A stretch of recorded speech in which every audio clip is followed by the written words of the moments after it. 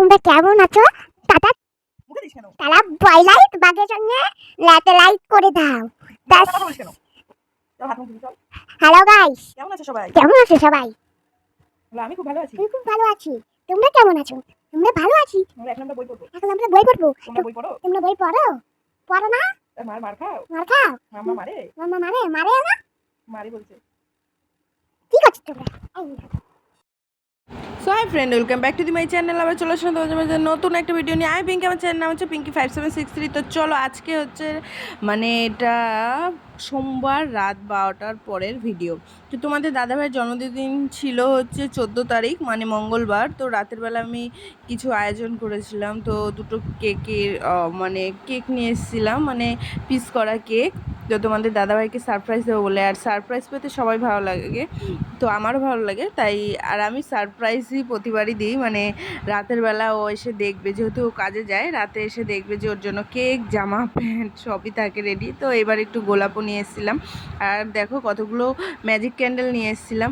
তো বড় কেক আনেনি, কারণ খাওয়ার মতো লোক নেই, আর কেক অত ভালো খাই না। আগে খেতাম, এখন আর ভালো লাগে না জানো। তো যাই হোক, ম্যাজিক ক্যান্ডেলগুলো দেখতে কিন্তু খুব সুন্দর, যতই নেব তত মানে নেবে না কিন্তু। তো তোমাদের দাদাভাই দেখে তো খুবই আনন্দ পেয়ে গেছিলো, তোমরা দেখে বুঝতেই পারলে। তো যাই হোক, ছেলে কিন্তু আগে দিয়ে কেক খাওয়া শুরু করে দিয়েছিল, কারণ ওই একটা কেক, যদিও আমি 2 পিস এনেছিলাম, কারণ একটা ওর বাবা খাবে, একটা ও খাবে বলে। তাও আমি একটু মানে সাজানোর জন্য রেখেছিলাম। তারপর যাই হোক, এই দেখো মানে আমার ছেলে কিন্তু ওর বাবাকে খাইয়ে দিচ্ছে কেকটা, মানে ওর যে কেকটা সেটা, আর ওর বাবার জন্য একটা রেখে দিয়েছে। বুদ্ধি আছে কিন্তু, এইটুক বয়স হলে কী হবে। ও কিন্তু নিজের সব বেলুনগুলো ফুলিয়েছে, আর এদিকে দেখো বেলুন নিয়ে খেলতে শুরু করে দিয়েছে। ও বলছে বাবার হ্যাপি বার্থডে, বাবার হ্যাপি বার্থডে, কী আনন্দ।